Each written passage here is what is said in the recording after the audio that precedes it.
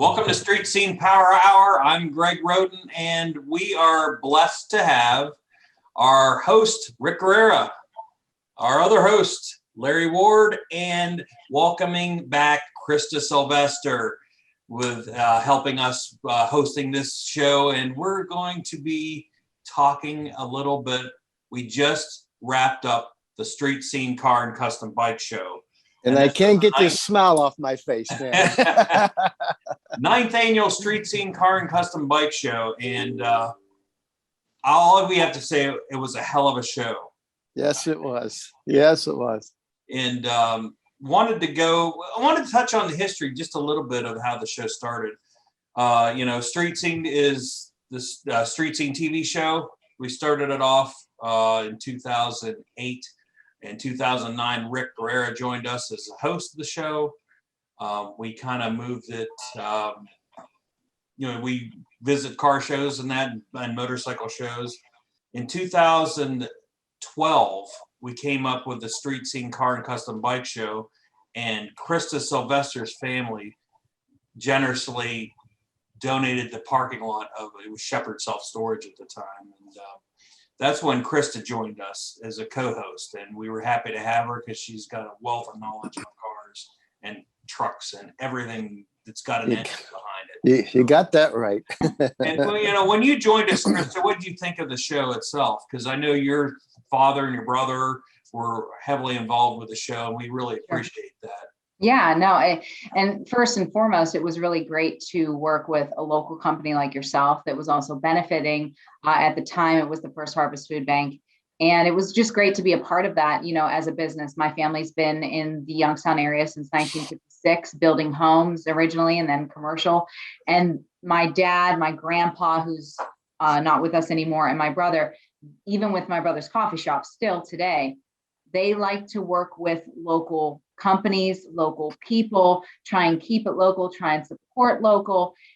So when a local business and a local name like Armstrong came to us and said, hey, we want to, is it okay if we do this? It was like a no-brainer to say yes. I think Shepherd sat on about 2 acres of land, with over an acre of that being a parking lot. So we were like, this is perfect. It's not like we're using it. We're a storage facility. It kind of just sits here. So it was a great, mesh of something that was a great cause and supporting another local business, supporting one local business, so it was a nice trickle down effect. And I don't quite remember how I got brought into it as a co-host, but I was just really excited that I was asked. And, I'm so blessed that I get the chance to work with all of you year after year. It's great. All of you are wonderful. And the show, especially this year, was awesome. So, you know what? I wasn't too excited at first when Greg said you were going to co-host. I was like, oh boy. I said, oh gosh, what are we going to get here? And then after, you just changed everything, all your knowledge and just everything about you. I was like, this girl is great. I wasn't expecting. Well, you were easy to work with too. So, because I was nervous, I didn't know how it was going to go. Mm-hmm.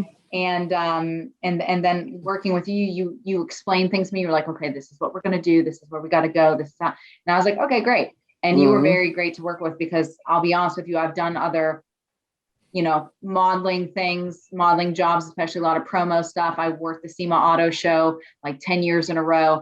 You don't always get someone who is happy or willing to help you, start something new or get involved with something, especially since you're so well known. You could have been a jerk. You could have been like, I don't want this girl, and get the jerk. Fall on your face and it's fine. I knew that was coming. So no, I was very glad to work with you, and Greg too. At the time, you were working the camera, and you were very helpful and provided a lot of insight for me. So I felt comfortable very early on, being a part of it, because I felt very well guided by both of you. What was good, I'd throw you the ball, and every time you just run for a touchdown. You just took off on it. It was like, wow, I was just so surprised. I wasn't expect, because I did the show by myself all the time, and then all of a sudden we got a co-host, and it was a lot of fun. It's a lot of fun with you. Good. I get it. We brought on Larry also to help judge the show because, again, motorcycles is really, if you know me, it's not my forte at all. I'm always learning about motorcycles because I know absolutely nothing about them. I'll be honest with you. Rick knows a lot more about motorcycles, but then you have Larry Ward, who is the ultimate guru of motorcycles and knows everything about them. And it's like, we've got to get Larry Ward because we're always involved with iHeartRadio. From day one, Armstrong was always involved in iHeartRadio, and Larry was the ultimate knowledge on motorcycles. We got to bring him in to judge these motorcycles at the Street Scene Car and Custom Bike Show. And just to add, Krysta, I know exactly how you got involved in the show because I brought this up to our former local programming, community marketing manager, Krysta White. That's right. She knew you, and she goes, as soon as we mentioned, I went up there one day out of the blue, because I was sitting back in my office editing a street scene. I'm like, why don't we have our own damn car show instead of, and it's like, I ran up to Krysta's office and she's like, this is a great idea. And I know where we're going. And I know who's going to co-host for you. All right, well, we'll do that then. So that's how you got involved. Well, that's awesome. I have Krysta to thank for that. That's wonderful. Larry, when we were at Shepherd Self Storage, what do you think of the show down there? Because I know where we had the motorcycles was kind of in the back. And anything stand out about that when we had it down at Shepherd? Well, the one thing I can tell you about working with Armstrong, it's a lot like going to McDonald's. I don't care which McDonald's you go to, you're always going to get a good product. And same thing with Armstrong and the programming that goes on there. So to be able to step in with you guys and be a part of the street scene, it had been going on like the motorcycle show for several years. You knew what it was, and you knew that it would be good and exciting and entertaining. So the first couple of years, I thought from the motorcycle standpoint, it was kind of like hit and miss the first couple of years. Yeah, I agree. We get some. One year we get some really, really great bikes, maybe not a lot of them, but nice ones, and certainly a broad base kind of thing. And then some years we'd only get a couple of bikes, and really there wouldn't be a lot of choices. But I know that especially this year, I said there was 22, but if I think back on it, it's probably closer to 30 bikes that were there. Wow. And there was an easy pick. In fact, I argued maybe for next year to increase the number of categories, because certainly we could have maybe added a couple of categories. And I thought it was well done. I thought there were a lot of bikes there, and I thanked everybody for coming out with their bikes and that. And I think something like that is certainly growing. And it was good to see a couple of the ladies that I knew that brought their own bikes, and that was kind of neat. That's good. Go ahead, Rick. Sorry. I got introduced to a bike I've never heard of before. That Janus, is that what it is? Janus, Janus. Mm-hmm. You familiar with that one? Yeah, it's a hand-built, smaller displacement. I don't think they are any bigger than 250s.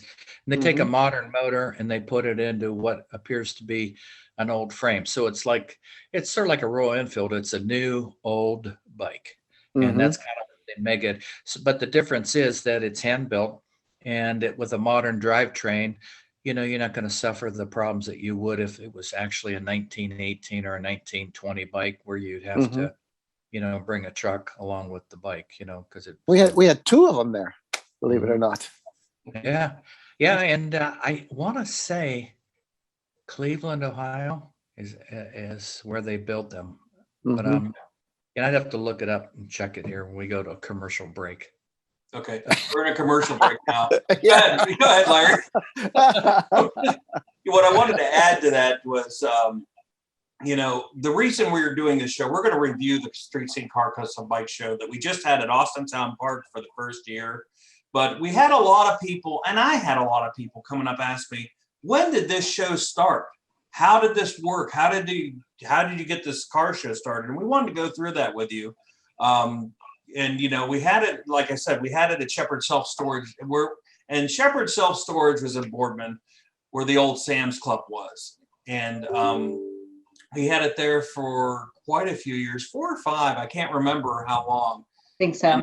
And what happened there was, the Sylvester family generously donated and did so much for us. We always appreciate that. But they decided to sell Shepherd Self Storage. No, the partners did. It was partnership. I'm sorry, partner. Clear on that. But Everybody thought it was just our family, but it was a partnership. To be clear. But what I wanted to say was, Krysta, your dad and brother and everybody fought to keep us there. That was one thing that they really fought the new owners to keep us there, and they didn't. It was a typical corporation. They didn't. So we had to find another spot.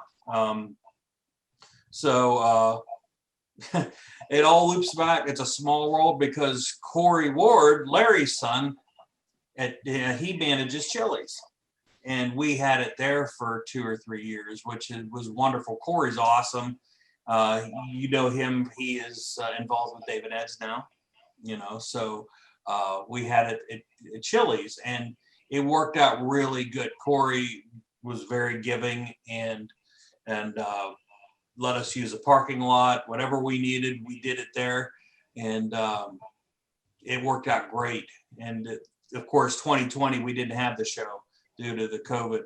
So since we didn't have the show, wanted to, it was kind of thrown back in my court to revamp the show. And it's like the one shows that you always remember, Rick can attest to this, is the parks. You had Thunder in the Park, which Boardman Park's always a nice one. Thunder in the Park. Yep. There wasn't one in Austintown Park. And it's like, well, why don't we take this show and do Austintown Park? And this was the first year for Austintown Park. Todd Schaefer out at Austintown Park, the Austintown trustees were really open to the idea and gave us, they said, take the park, put it where you want. It's like, oh, wow. Well, that gives us a lot of options. It's like, well, let's get it in the park. We had it into the where the pavilion was. So we had the restrooms. We didn't have to rent restrooms. We had a band. We wanted to let me try to get a picture up here. That's what I'm sitting there fumbling over. There we go. Okay. That's an overview of at least when the car started to pull in. We had the band there. We had Vegas playing, and I know, Rick, that I don't think you'd ever been to Austintown Park. No, I've never heard of it before. And I didn't tell him. I said, I just told Rick, we're going to have it at Austintown Park this year. Be there. Now, when you rolled into the park, what did you think? I thought it was great. It's a great venue for it. It was perfect. That car was sweet. He drove that on the highway from Cleveland. I missed that one. Oh my God. I saw the bags off the back and I went, I got to go talk to that guy. If you're listening to the podcast, we're looking at I think it was a 68 Camaro. It was just a drag car, and it was. Yeah, I can't believe he had it on the road. And I said, "Did you get pulled over by anybody?" He goes, "Nope, the cops just go past me with a thumbs up." I'm like, I bet they would. It's a heck of a car. This car was so loud, I had to come down from where I was. I'm like, "What is that?" Yeah, and I had to grab that picture because it was incredible. So yeah, that thing was awesome. Yeah, Rick, what do you think when we got our park setting that we wanted? So, I thought it was a great setting, and then I checked around to see if there was any mud. There was no mud or anything from the range we had. It was perfect. And we'll always have little tweaks we're going to have to do next year. And if I have to say too about a park setting, it's great to be on pavement, obviously, because there are vehicles and things like that, but we had a very hot day. Whew. And it was nice to be in grass rather than on blacktop. People were able to bring their pets and they weren't burning their paws on the pavement. There were trees, so people could sit in the shade. People brought tents and had a couple of those set up. So I think that the grassy, the overall landscape of being in a park, I think was a great idea because, on a day like that, where you get that type of heat and everything, that grass was, I think, a savior versus being on blacktop for sure. And a lot of people liked being with their buddies too. Can we park our we got 5 cars coming in. Can we all park together? Sure. Tell the people parking the cars what's going on. And they all sat together and they put their tents up and sat there. It was great. It was great. Couldn't ask for anything better. I was so happy just walking, just watching all the people coming in. And I greeted most of them up until noon till we had to go do our show, Krysta and I, and it was fun. It's a lot of fun. And, one thing is the reason, I always being on blacktop's great, especially if you had a little bit of a rain. The blacktop dried off, but I don't know about you, but by noon, I'm dead meat if I'm on blacktop. Oh, yeah. It's hot. Well, you got to figure that blacktop, heck, if it was 80 some degrees there on Sunday, right. The blacktop's got to be 120, 130 degrees, That was the most reason we wanted to get Austintown Park involved was there's trees, there's grass, everything's right there. And the best part about that venue where we had this year's Street Scene Car and Custom Bike Show, that drains. So it's almost always dry after middle of June. I don't care how much rain you get, it drains off and it dries out. So there was not a problem at all on that grass. So because I think it had real easy access. You come right off of Kirk Road, you wind right up by the main pavilion, and then you drive right over into the area where you want to park. And the thing that I liked, in addition to the grass and not being on the blacktop and this and that, is the venue allowed people to not only situate in some of the shaded areas, but if they wanted to be down by the grandstand or bandstand where Vegas was going to be playing, a lot of people started setting up down there like it was just an outdoor kind of concert thing. So I think it embodied several elements that made it super successful. Not only was it a nice, convenient location, you could park on the grass, you could be with your buddies, and you had an opportunity to sit and listen to Vegas, which was a good band. Yeah. Did you listen to them at all? Oh, yeah.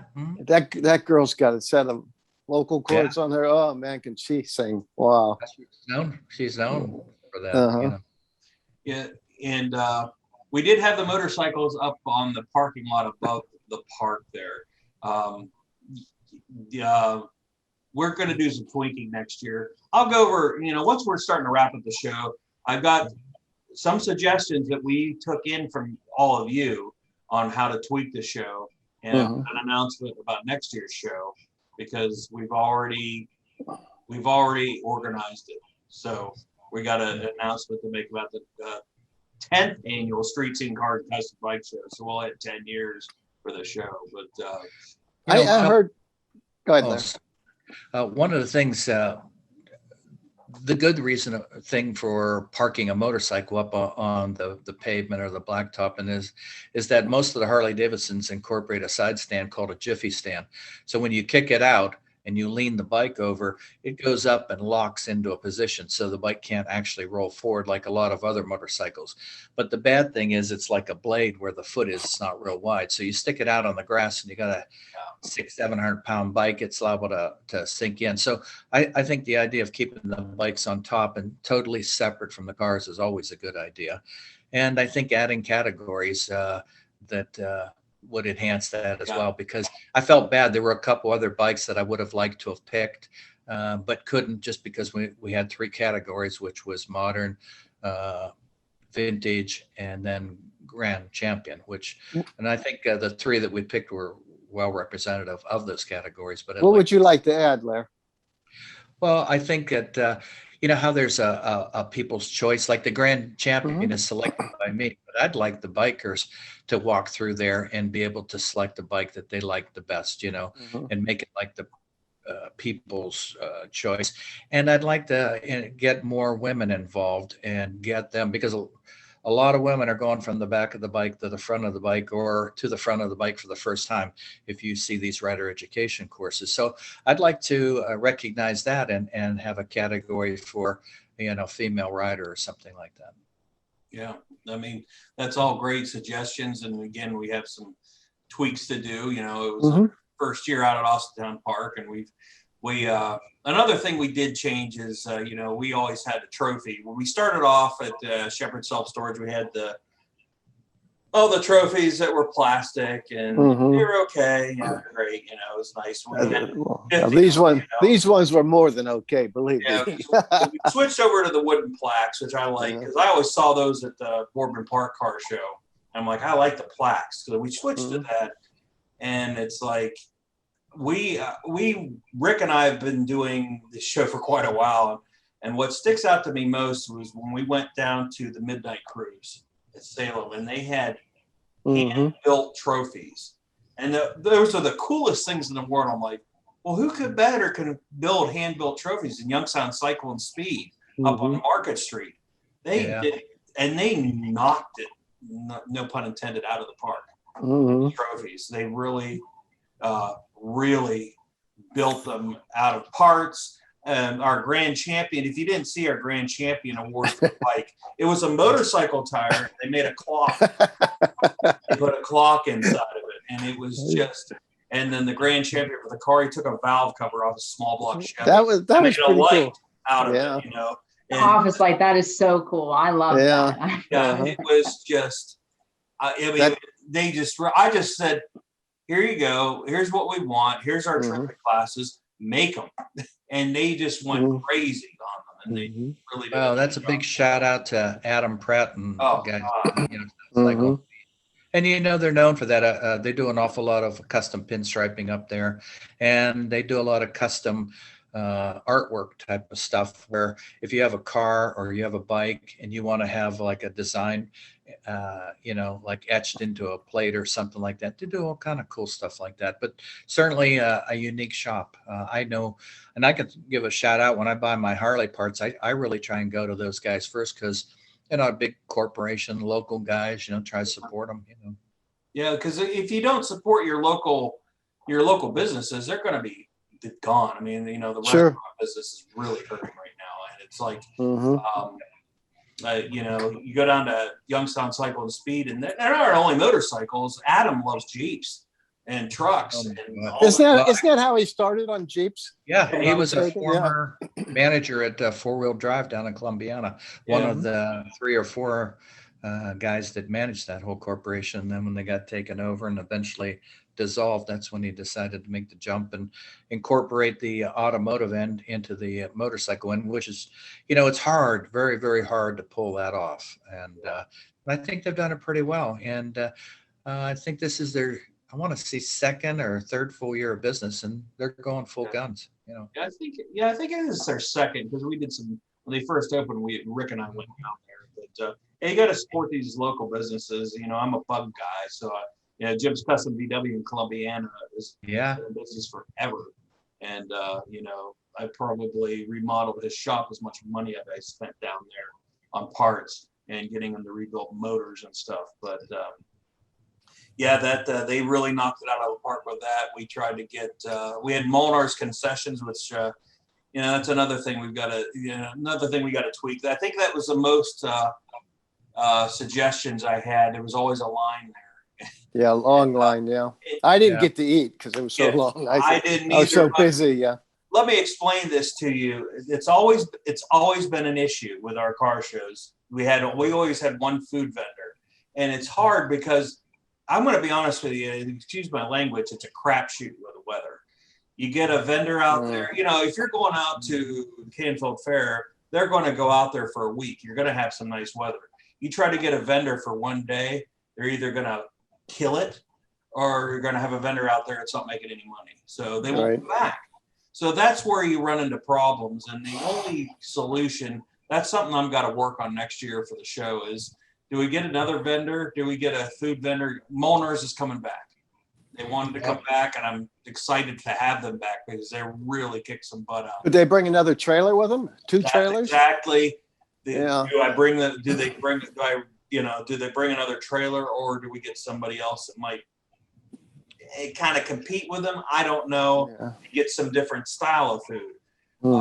That's where you run into problems. I think we were just missing their cinnamon rolls. I think that is a request I'm going to make to them. Yeah, I looked over and it was like Monars, and I was like, wait, they don't have cinnamon Well, rolls? I was like, I'm they're not- here and they didn't bring them? Oh God, yeah. I was, I'm not familiar with their cinnamon rolls. Pretty awesome. Are you kidding? Yeah. He lives in PA now. You know, I used to live by the tavern, which we had the sticky buns, which if Oh Rick man. knows those. Oh yeah. But the cinnamon rolls are to die for. Yeah, a friend of mine got married and their wedding cake was Molnar cinnamon rolls. And I have a picture of her groom at the time smashing a cinnamon roll in her face, and it got like up her nose. It was hilarious. But it was a full-blown tier of Molnar cinnamon rolls. Oh God, yeah, they are really, really good, and that's probably what I'll request next year. But, what could be better than the cinnamon rolls and high octane coffee? There you go. I like that idea. Yeah. I like that. Larry, I like where you're going with that. Yeah, you know what? I have to say, Krysta, I did ask your brother to come out. So you did? I did. I didn't hear from him. I didn't hear back. Listen, you got to go through me. I know, and I realize that now. I really show him a little tough sibling love and tell dropped him you better be there. I dropped the ball. And another thing, I dropped the ball, and I admitted it. The national anthem I did not play at the beginning, and I didn't even think of it. And I got a couple people just giving me hell for it, and I'm like, so we played it right before the trophy announcements, and there's another couple tweaks on the trophies that we will do next year, and the door prizes, and the sound problems we had. You can't hear because the park was so big, but I'm not trying to defend myself on that, but I didn't plan to have that many cars out there. You know what else? Overflow parking. We were expecting we're overflowing it. We were expecting 60% rain. I prayed pretty hard, and I made a few promises to somebody that I really shouldn't have to get good weather. So now my soul's pretty much gone. Woke up in the morning. It was 0% chance of rain. I said, "What were the chances of that?" Yeah. Gosh. Another suggestion might be when I've gone up there before when they've had arts and crafts and stuff like that. And, I was very pleased that my little granddaughter went and took all the judging seriously and paid attention and stuff. She's kind of like that. But, they used to do these little face paintings on the kids and stuff. Mm-hmm. If we can get those vendors, because there was a lot of kids there. So, there was a lot of kids there. Yep. Yeah. And that's something for them to do, or have the people that, are involved in putting on little games and stuff for the kids too. That's kind of nice and keep them kind of happy, would be fun too. There's always, like Rick always tells, me and people involved with the shows, there's always tweaking every year to do. Yep. Got to tweak it. But that's what the Father's Day show, we've been doing it like 38 years now, and every year we tweak it. And that was big this year, Rick. Holy gosh. It was huge. Thank for the weather. It's all about the weather. Everything. As long as you get decent weather, people are outdoors now. They're tired of being tied up and beat up and look out with their friends and do things, So look at Bill Sumner's up in Greenville. He had over 1,000 cars there for his 4th of July weekend. The weather was perfect. Yeah. You know what? I got a question for Krysta, and this. I just thought of this when I was coming back from Austintown earlier today. Florida's usually got pretty nice weather, is from what I'm assuming. And the car shows down there, when they have a car show, how does it differ from, our Northeast Ohio, Western Pennsylvania car shows? A lot of the car shows they do a lot of cars and coffees. There's almost one every weekend, depending on what season you're in. Right now it's the summer, so there's not as many. There's actually a lot of rallies too, and that's always an insurance thing. But with a lot of the shows that I've been to, unless they're like Cars on Fifth, which Cars on Fifth is unreal. You get cars from all over the country, even up in Canada, show up. Wow. And you have multiple food vendors, and you've got, is that the one on 5th of February? With the Ferraris and everything? It used to be the 5th of February, then they pushed it to like Valentine's Day weekend-ish, and then they changed it back. But that's the one that you're talking about. It's always the 1st or 2nd weekend in February. That's Mhm. like the biggest show that I've gone to where there's actually awards. And actually, they don't even announce people. They're on, if you're walking by a car or a bike that won an award, it's on the vehicle. They don't announce it They or give them a anything, ribbon or which something. I think Yeah. it's fun to announce. You know, some people like Sure. the pat on the back and the clapping and all that, and like to be acknowledged for their hard work paying off. But they're very similar from all of my experience. And then also the car shows that I go to in Pittsburgh, same thing. There are ones that pass out awards, definitely awards that are unique are always talked about a little bit more than just your standard plaque or glass or wood or whatever. But no, they're roughly the same, really. A couple food vendors, you know, a little bit of something for everybody. Music, definitely music is a big thing. Standard cars and coffees usually just maybe have a DJ, but the bigger shows usually have a band for sure. Okay. And usually most of them are benefiting something as well. So And you got a lot of exotics down there. How many Sorry? exotics did we have? How many exotics did we have at our show? I don't think nothing really. Mostly motorheads, muscle cars and stuff like that. Stock well, cars. I was definitely the redheaded Yes. quote unquote redhead. So I show up Yeah. there in my car, which is an import, and you're like, go park by the flowers. And I'm like, okay. And I was all the way on the end. I was like, well, you know, it is what it is. I was just trying to guide people because you came in before a lot of people started parking. I just wanted them to, you know where to park. So that's why I looked really out of place. It was American Muscle, American Muscle, American Muscle, American Muscle, Rat Rod, American Muscle, me. It was like I didn't belong over there at all. We had a couple Porsches there, maybe a couple of Mercedes, and basically, and your Audi, and we had a Triumph there. Oops, I'm sorry. Triumph, that wasn't an exotic though, but no Lamborghinis or Ferraris or Maseratis. No, I'd like to try and get. I don't know too many people in the Youngstown area that have them, and unfortunately, all the exotics that I'm friends with in Pittsburgh were at the Pittsburgh Grand Prix. Yeah, they were all there this weekend. So and that's something that you register for way ahead of time. So they were like, sorry, like we can't. We're going to be at this, and so it was unfortunate because I think maybe we would have gotten a few if that wasn't going on. But that's where they all go. The Pittsburgh Grand Prix is something to see. I've been down to that too. It is so cool to see. Yeah, it's very cool. Yeah. That's a whole weekend, right? Yeah, it's the week into the weekend. They had a show in Southside Works that was before the event. I think it was 3 days before the event. And I mean, it was just all of like down the entire avenue, just all exotics and souped up American muscle cars and race cars and tons of people. It was huge. So unfortunately, I think that hindered a little bit on the exotic side to get, a couple people there. But I think there's a little bit of a misunderstanding that these car shows are more for the antiques and the American muscles and the bikes. I don't think the exotics or the tuners. I didn't really see a lot of tuners there this year either. No, there wasn't many tuners also. No, I've seen tuners before. We had a tuner class before. And I remember at Shepherd, we had a whole row of them, like a bunch of Subies that were souped up and a couple Nissans and things like that. So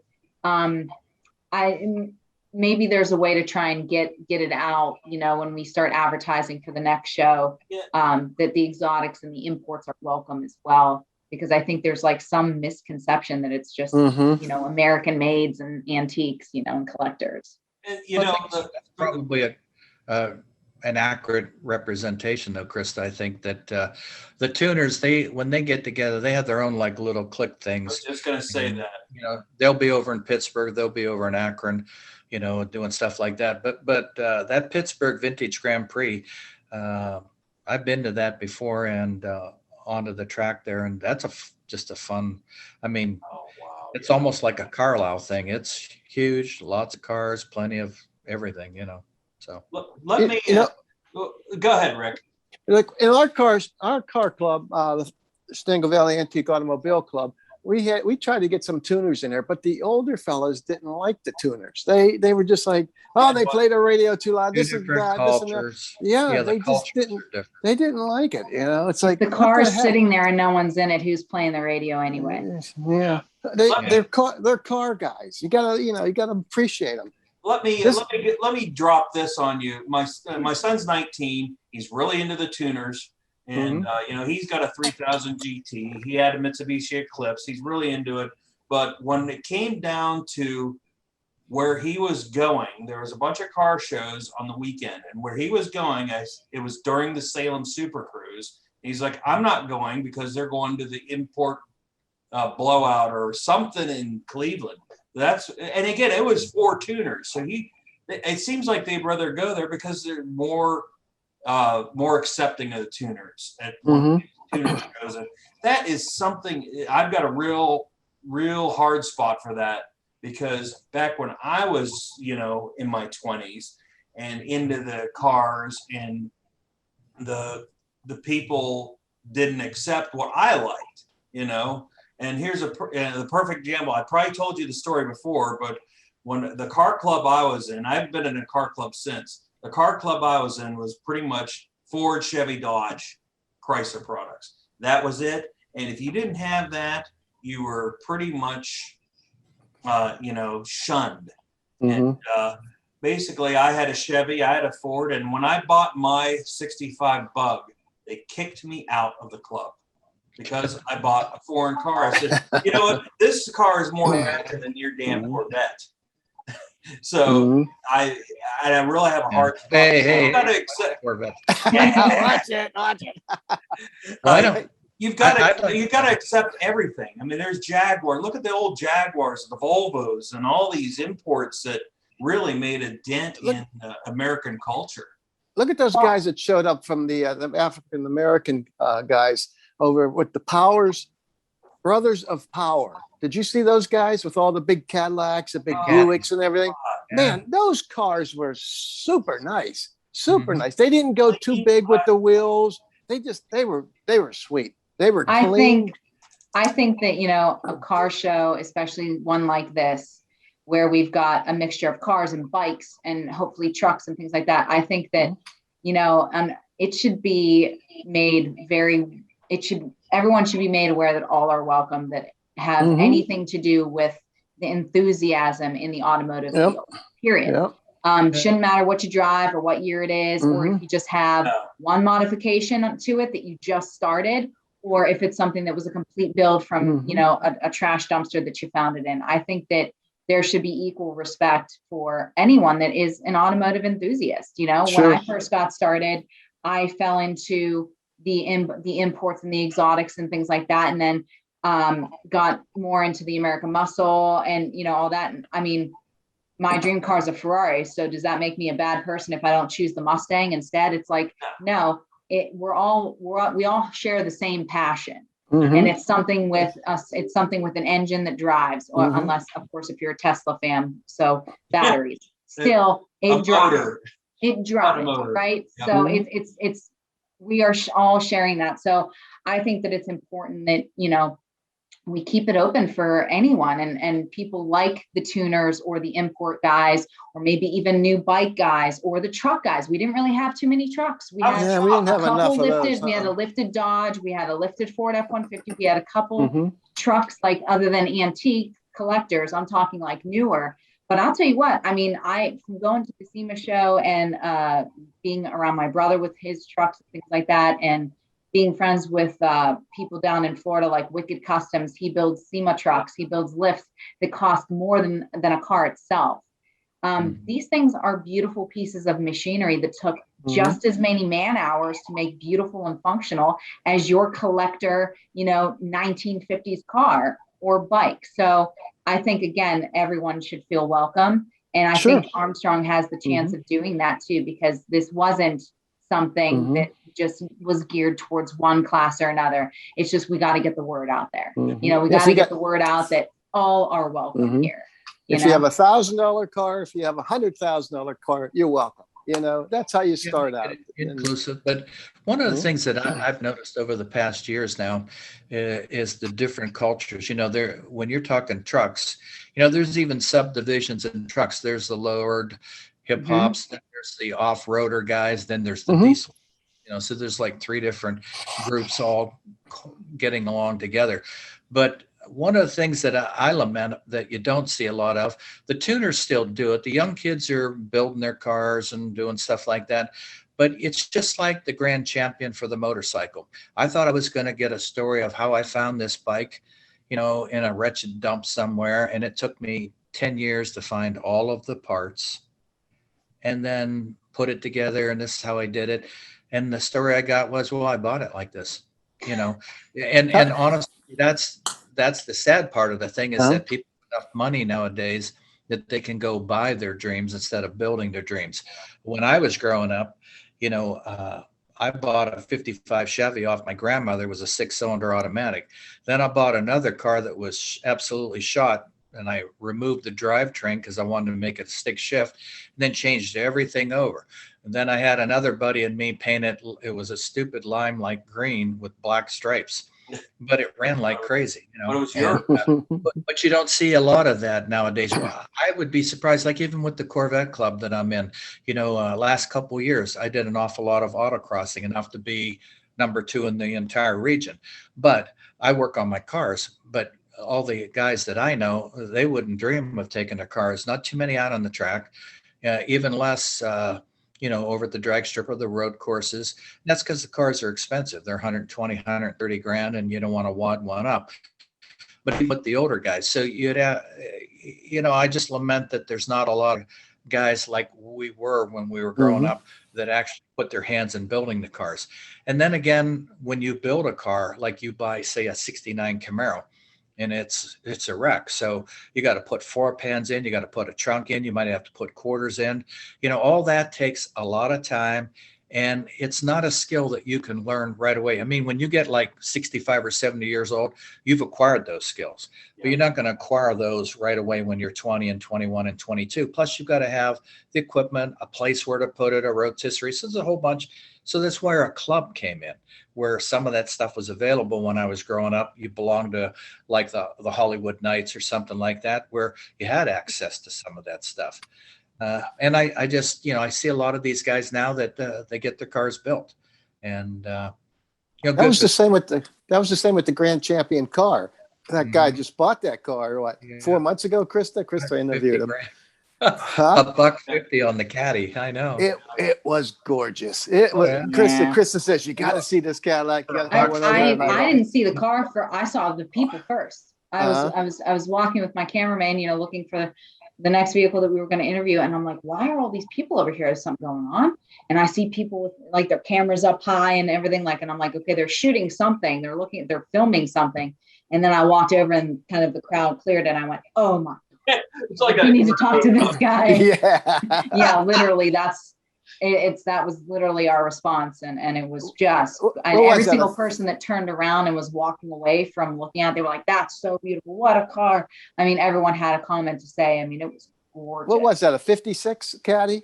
56 or 57, I think. Okay. Yeah, Cadillac Eldorado. He had been searching and searching for one. It had been a childhood dream. He always wanted white with a red interior, and he stumbled upon it and went after it. And he said he was so impressed with, I think he got it from St. Louis. He was so impressed at how well maintained it was. He goes, whoever had this and took the time on it. I'm sorry? Beautiful. It was beautiful. Yeah, it was beautiful. Everything was beautiful. Beautiful. Grandkids aren't going to Columbia this year, that's for sure. Huh? I said the grandkids aren't going to Columbia. No, with that thing, no. I will tell you though, if many years ago, Corey did a tuner show in the back lot at iHeartMedia, and it was really cool. I mean, he had things for one section for suspensions. Then he had another burnout thing, but then he had a sound thing. And I don't know how they had these microphones. How many years ago was that? Going, and man, I'm telling you what, I was clear at the other end of the parking lot, and the fillings in my teeth were rattling. I was going to say that had to be, was that the 90s? Because that was Oh, it was huge.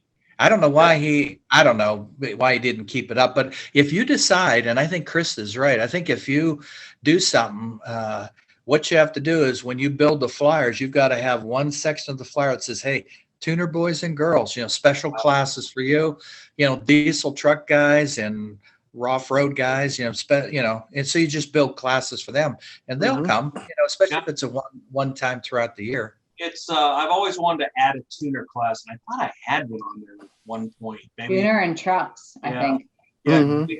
we That's have pretty some cool. truck classes, but that's one thing I wanted to make clear: the Street Scene Car and Custom Bike Show. If I could rename it, I would. It'd be the Street Scene Car, Truck, and Custom, or an all bike show or whatever. But it is open to anything with wheels. I don't care if you bring a wagon.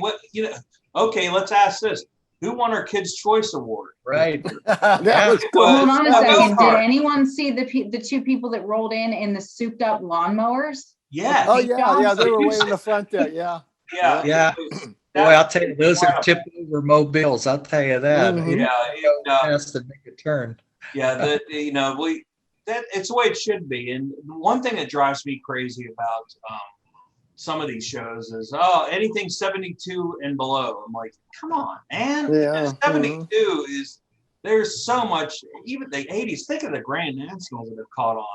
The Monte Carlo Super Sports from the 80s and stuff like I grew up with. Maybe not a Dodge Omni, but I guess so. Why not? I mean, a Volkswagen Rabbit, something that, that all catches on, and they're all classics. And who cares? I mean, even here, I got to show you this picture. Look at how big Jim's Bug Show is. You've been to that before. Oh yes, we did that a couple times already. Yeah. Yeah, I mean, here, I saw this one, 50 Mercury Capri. I mean, stuff like. Oh yeah. That's just basically a Mustang, right? Cool. Yeah, it's just a Mustang. Yeah. Some of these, there's a Mustang. You're listening. We're looking at it's probably 99 to what Larry? Early 2000s. 2005, I think it is, or about the same. 99 They to changed the body style in 05 to the Mustangs. Box body, yeah. Okay, yeah, but anyway. Yeah, you got to open it up for people. I mean, there's, they limit it to 72 and below, or. Oh, hey, can you back up? Back one picture up. I'm going to show you something really rare. Yeah, we're looking at it. That Cosworth Vega. See the Cosworth Vega? Yeah. Now that's a rare car. And yeah, that's like a 76, I think, or a 75 Cosworth Vega, 74, somewhere around there. That guy was a chatterbox. We ran into him at the Quaker Steak and Lube, and boy, we talked to him for about a half an hour. And if you know anything about that's Cosworth a 24 valve overhead, 24 valve dual overhead cam motor, and I want to say it's McLaren. Oh yeah, that's a. But you know what's funny? Is that they haven't appreciated a ton in value like a lot of cars have. And but it's pretty neat. They're extremely rare, but the fuel injector was so quirky on those. It was kind of, they were all vacuum operated, and But, for that. I got to say, my hat goes off to that one fellow who brought 5 cars. Okay, he lived about a mile from there, and every car was gorgeous.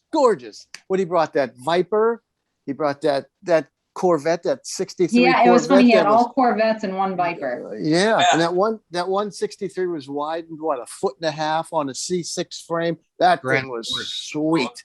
That was sweet. And then he had a 67, I think, big block. He had a 57, a 58 Corvette. Jeez, he had some cars there, boy. And he only dual 4s, power pack motor. Oh, they were just all those were drag strip cars, boy. I'll tell you, solid rear axle. Those things would wail. Well, we got him. I got an interview with him, and he was real appreciative, and I was appreciative that he brought those cars. When I was talking to him, his girlfriend was cleaning the cars up. You need 5 girlfriends. Yeah, but they were clean anyway. I said, "What are you cleaning?" Yikes! Yeah. Well, you know what, Larry, if you had to pick one bike or one car that stuck out at our Street Scene Car and Custom Bike Show, what would you remember from that? I don't think I can do that. I think that, my granddaughter picked out this old, and I want to say it was mid 70s, the old single overhead cam 750cc Hondas. Remember the old 750? Yeah. Cam models, they call them. And the guy had a cool paint job, and he had ghosted on the tank, and he had a 6 over front end on it. And that was kind of emblematic of that period and what you would do in that period. But there is I saw a 92 FLH, a lot like my bike, a FLH TC, and I had to laugh because I'm looking, Harley was known for the crappiest radios in those days. You know, I mean, if it lasts 6 weeks, you were lucky, you know? So everybody updates. And at one time, there was a whole cottage industry on pulling those radios out and just plug and play. You'd put in a Sony or a Pioneer or something. And you wouldn't really go with a CD because those radios are built for cars, not for the vibration that's inherent in a motorcycle. So, you know, the CDs would skip a lot. So you just have an AM, FM, or you'd have Bluetooth built in nowadays, or satellite radio, which is kind of cool. But one of the things I noticed that this guy had in this 92 FLH TC, he had an AM, FM push button analog radio where you'd run the dial, you spin it, the bar would come up, and you'd push button. And I'm like, cripes almighty, you went from not really bad to, okay, it's almost as bad, you know, but I don't know. But it was like a period kind of thing. Yeah, it was neat. So I think that for me, I would just say that there was a lot of really, really cool things that brought back for many people good memories, you know. Sure.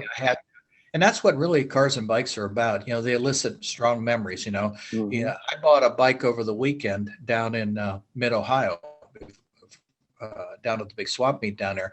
And it was a 1980. So that's not the oldest. I've owned bikes in the 60s. In fact, I did the Moto Giro in New York on a 1964 Bridgestone, which is a very hard to find bike. And you know, just I wanted a bike from that period because I remember some things that I did that I liked. And so that's what bikes and cars are all about. Their camaraderie, their enthusiasm, and they're the time machines. They take us all back to when we were kids and doing stupid things and having a whole bunch of fun and making memories, you know.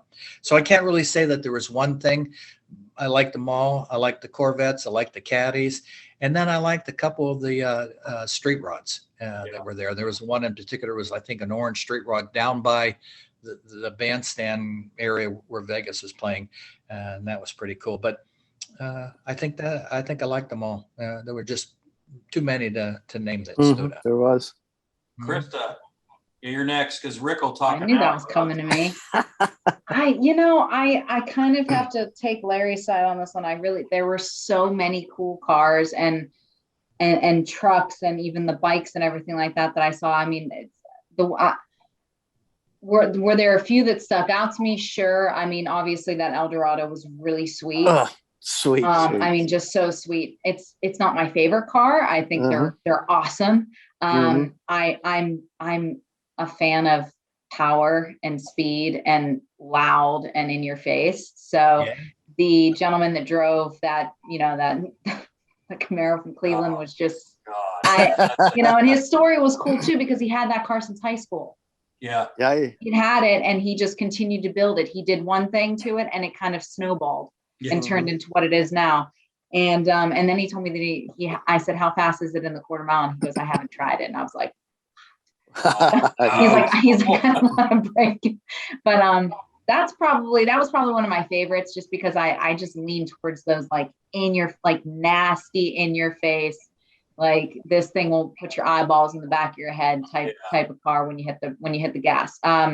But there were so many. I gawked at several paint jobs and several different, you know, body styles and things like that I hadn't seen before. That Corvette that the gentleman that brought the 5 plus the Viper, that Corvette was incredible. I'd never seen a model like that. I thought I had.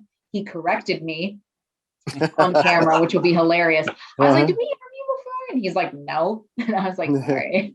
But because I had remembered like a silver, you know, but I remembered it from years and years and years ago, and I kind of took a quick glance, but that thing was incredible. So, yes, it was. You know, and the rat rods, I love rat rods. I thought the two that were parked next to each other with the bull faces on it, I thought those were so cool. With that 58 Cadillac, yeah.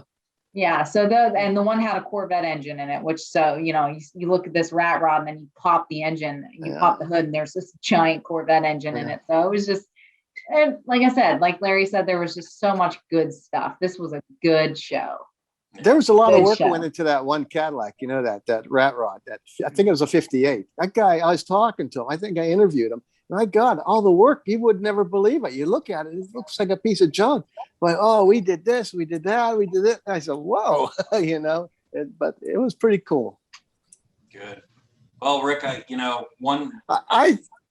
thought, my turn. Yeah, I thought He was waiting. I'm going to time you on this one. Okay. It's probably going to be an hour and a half.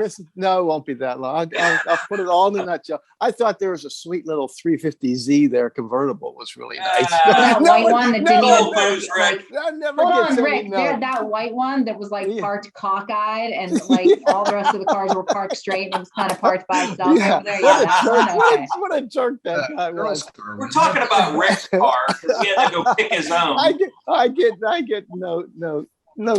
I don't know. That was the people's choice, wasn't it? Yeah, No, I'm sure he marked it down too. But to get to it, I really enjoyed that. What is that? 65 or 66 C10 Chevy truck that had the 3 motorcycles on it. That thing was really nice. That thing was sweet. Then he had the trailer. He had 2 bikes on the truck. One was the Janus, and then he had what was the other? Indian. It was a blacked out Indian in the bed, and then on the back he had, I think, a Harley he customized and everything. Boy, that thing was just right down to it. And I think he got best stock truck, if I'm not mistaken. That was really nice. And I want you to know, before I forget, when you watch me, I interviewed the guy, the fella, and when I'm right in the middle of the interview, a bug got down my shirt. I don't know. And I'm like, oh. And then I hit it and it fell and it was biting me on my back. And I'm like, oh boy, we were almost done with the interview. I didn't want to stop.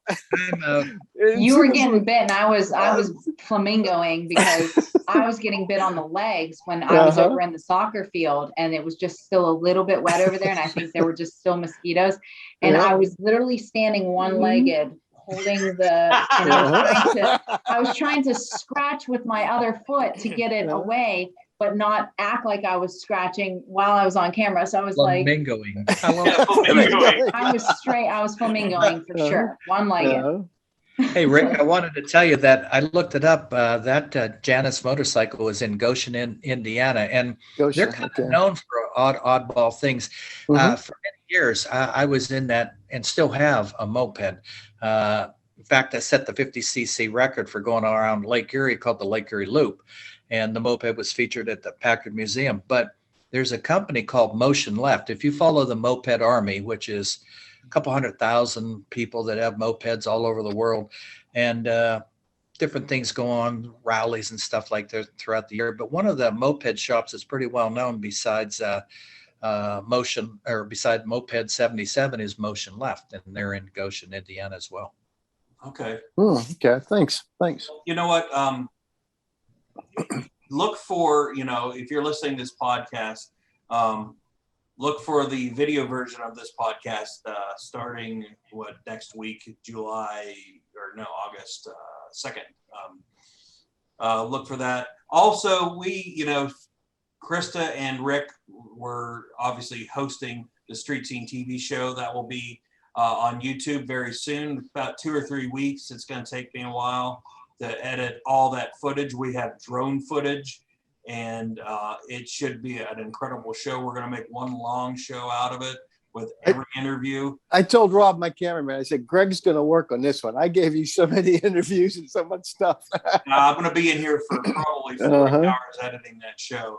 How many interviews you get, Krysta? 9 or 10. 9 or 10. We got about 20. I think you guys should sit in here the whole time and edit. I was told to stop at 10, so that's what I did. Oh, I don't know. I just kept going and going. So I'm having fun with Greg here.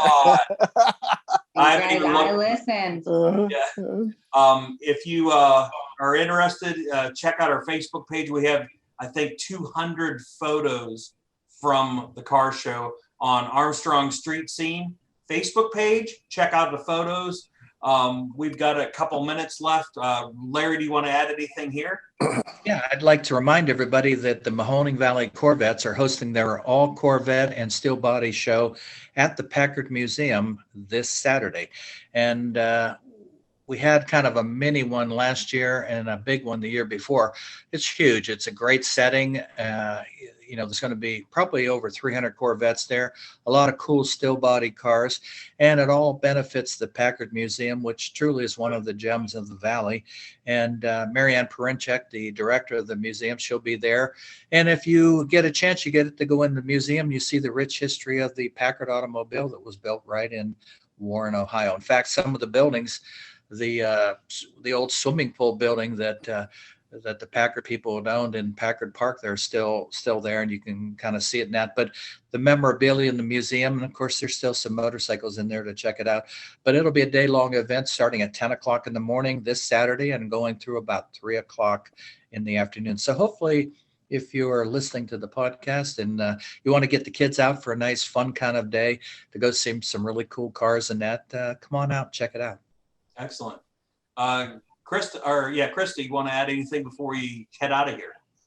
No, just thanking all of you for allowing me to be a part of this again this year. I had a blast. I'm so glad that the weather held out. We had such great turnout. And Larry, it was a pleasure meeting you and spending some of the time with you at the show and everything. And experiencing your knowledge and everything that you have, to offer for someone like me that doesn't know much about bikes. Always great to see someone that has a passion like yours, and you've been doing it for so long. And that's something that maybe your granddaughter will start to get into, you never know, maybe she'll pass it on. So just very happy to be involved with all of you. I had a great time, and I'm actually heading down to Naples tomorrow and probably going to be attending some car shows down there. Of course, I've got a car rally with the Ferrari Club of America. We're going to be bringing meals to veterans. So we'll be having a good time doing that. Right. Great working with you. Yes. Great working with you. Rick, quickly. Krysta, thanks again. It's always a pleasure working with you. It's just so easy. You make it so easy for me. And, it's just pleasure. I'm looking forward to next year working with you. Larry, thanks for helping out, bud. You're a pro, I'll tell you. Okay. And you know what? I want to thank everyone for joining us for the Street Scene Power Hour podcast, July 24th. 2022, we have booked Austintown Park for the next Street Scene Car and Custom Bike Show. So mark your calendars down for July 24th. And thank you for listening to Armstrong Street Scene Power Hour. And check out the video version coming next week. And Rick, we'll see you down the road.